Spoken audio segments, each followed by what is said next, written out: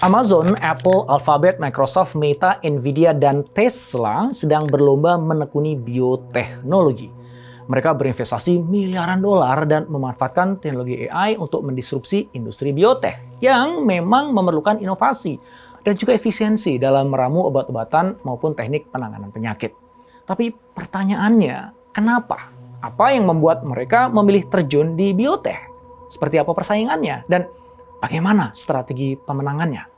Yuk, kita cari tahu.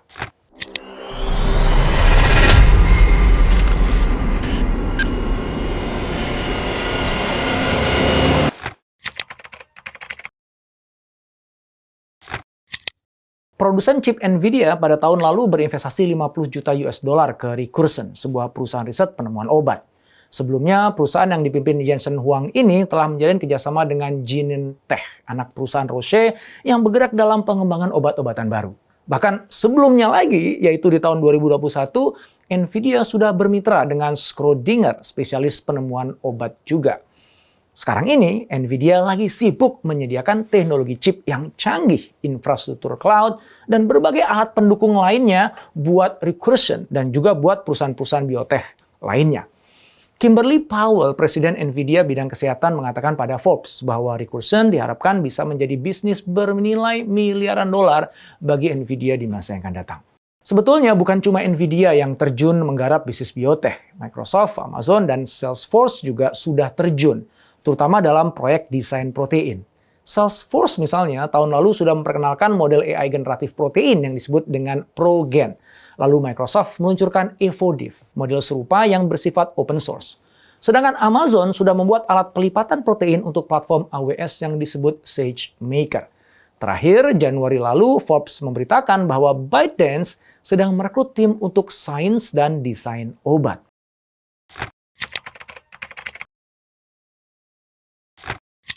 Di mata David Becker, Direktur Institute for Protein Design Universitas Washington, ekspansi perusahaan-perusahaan ini ke sektor biotek sebagai bentuk new normal. David mengatakan, dulu ini dianggap hal yang aneh dan tidak lazim, tapi sekarang semua orang membicarakannya.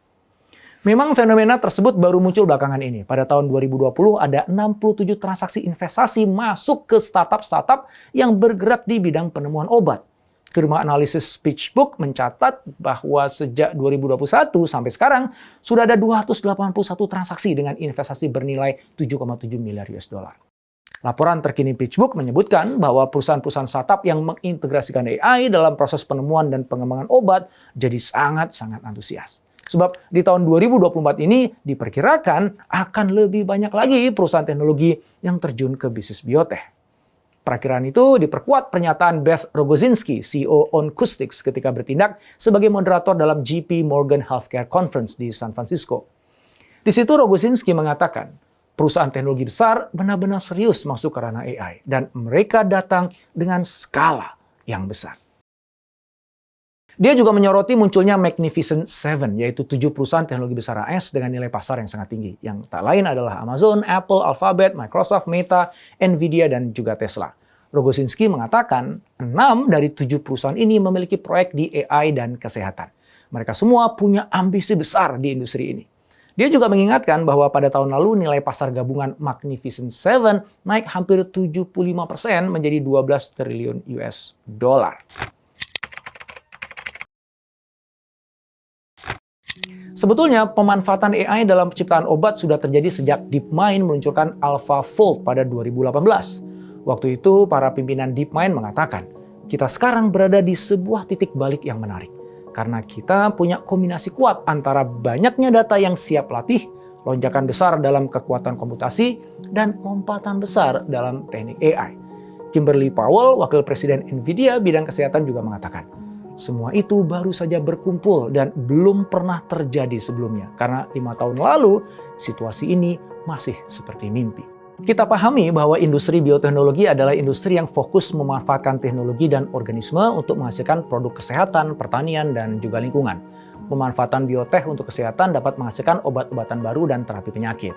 Pemanfaatannya di sektor pertanian antara lain bisa membuat tanaman lebih tahan terhadap hama dan penyakit, di samping meningkatkan hasil panen. Sedangkan untuk lingkungan, biotech bisa mengembangkan bahan kimia dan bahan bakar yang ramah lingkungan, serta produk atau teknologi yang membersihkan lingkungan yang terkontaminasi. Industri biotech sangat memerlukan inovasi supaya bisa mengatasi tantangan-tantangan. Menurut Arda Ural, market lead bidang kesehatan dan ilmu hayati dari EY Amerika, penggunaan AI yang efektif sangat berguna bagi sektor industri farmasi, teknologi medis, dan juga bioteknologi. Menurutnya pula, pengembangan obat merupakan proses yang dipenuhi risiko. Sebab mulai dari konsep hingga penelitian klinis, prosesnya bisa lebih dari 10 tahun dan biayanya bisa mencapai miliaran dolar. Tetapi tingkat kegagalannya tinggi. Nah, disitulah AI berpeluang besar dimanfaatkan untuk meningkatkan efisiensi dan efektivitas industri biotech.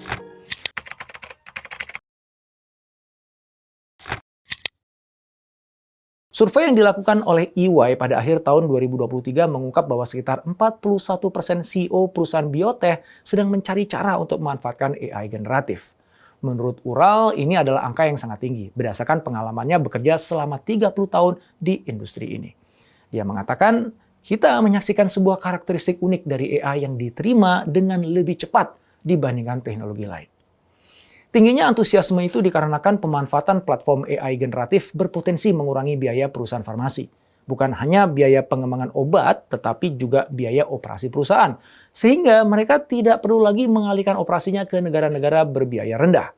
Jadi, seperti yang dikatakan Ural, lebih banyak modal yang bisa dialokasikan untuk pengembangan obat. Memungkinkan kita menemukan lebih banyak solusi pengobatan dengan lebih cepat.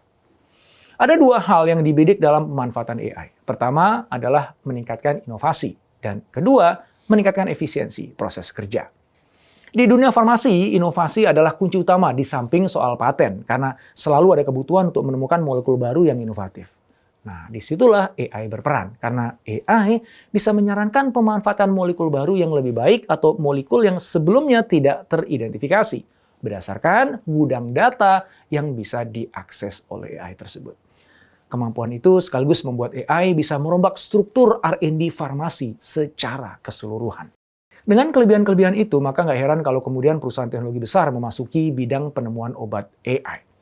Di antaranya Google yang telah mengubah landscape prediksi struktur protein dengan software AlphaFold 2, sehingga bisa menghasilkan temuan superior melalui algoritma AI yang canggih.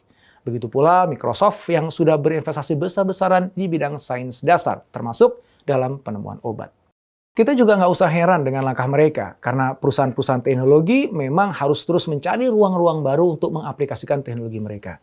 Jadi ini cuma masalah waktu aja ketika pada akhirnya nanti mereka akan berhasil mengubah berbagai industri secara menyeluruh dengan ide-ide inovatif mereka.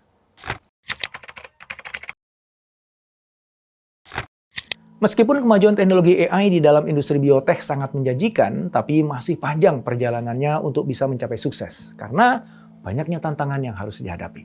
Di antaranya adalah proses untuk mendapatkan persetujuan setelah obat menjalani uji klinis. Itu bisa makan waktu bertahun-tahun lamanya. FDA memang sudah memberi lampu hijau untuk 100 obat yang dikembangkan AI dan sudah menempuh jalan uji klinis. Tetapi tetap aja butuh waktu cukup lama sebelum obat-obat tersebut akhirnya bisa masuk ke pasar. Kenyataan ini membuat beberapa raksasa teknologi mengurungkan niat terjun ke industri biotech. Di antaranya Meta yang pada Agustus lalu menutup tim penelitian pelipatan protein mereka tanpa memberikan keterangan apapun. Walaupun kemudian para peneliti di tim tersebut mendirikan perusahaan penemuan obat protein bernama Evolutionary Scale. Sementara itu, CEO Vivodyne, Andrei Gorgescu, mengingatkan bahwa penemuan dan pengembangan obat bukanlah sesuatu yang semata-mata bisa diukur dari besarnya tim atau jumlah peneliti yang bekerja. Menurutnya, keberhasilan penggunaan AI dalam biofarma sangat bergantung pada kualitas pengolahan dan pengelolaan dataset. Padahal industri ini masih terkendala dalam mengelola data yang kompleks dan mengaplikasikannya untuk bisa memperoleh hasil yang diharapkan. Berarti kebutuhan data yang berkualitas menjadi sangat penting. Nah, dalam hal ini menarik apa yang disampaikan oleh Pushmit Kohli, Vice President of Science for DeepMind. Dia menyederhanakan masalah tersebut dengan mengatakan, kalau data yang diinput jelek, ya outputnya juga jelek. Tetapi menurut Anna Mary Wagner, pemimpin divisi AI di Ginkgo Bioworks, kendala data yang jelek bisa diatasi. Dia mencontohkan pengalaman perusahaannya sebagai spesialis biologi sintetis yang bekerja 5 tahun dengan Google Cloud. Mereka menggabungkan keahlian AI Google dengan kecepatan Ginkgo dalam menghasilkan data biologis di laboratorium otomatis. Dan data itu langsung dimanfaatkan oleh AI. Cara ini sangat membantu mempercepat proses penemuan. Wagner menjelaskan bahwa Ginkgo bisa cepat memverifikasi prediksi yang dibuat oleh model mereka. Bahkan menurut Wagner, hasil kerja AI yang tidak akurat atau menyesatkan pun sebenarnya tetap bisa menguntungkan karena temuan itu unik dan mungkin memang belum terpikirkan oleh para ilmuwan sebelumnya. Dia senang karena jika model menghasilkan ide-ide yang terdengar gila, nah itulah kunci menuju peningkatan besar.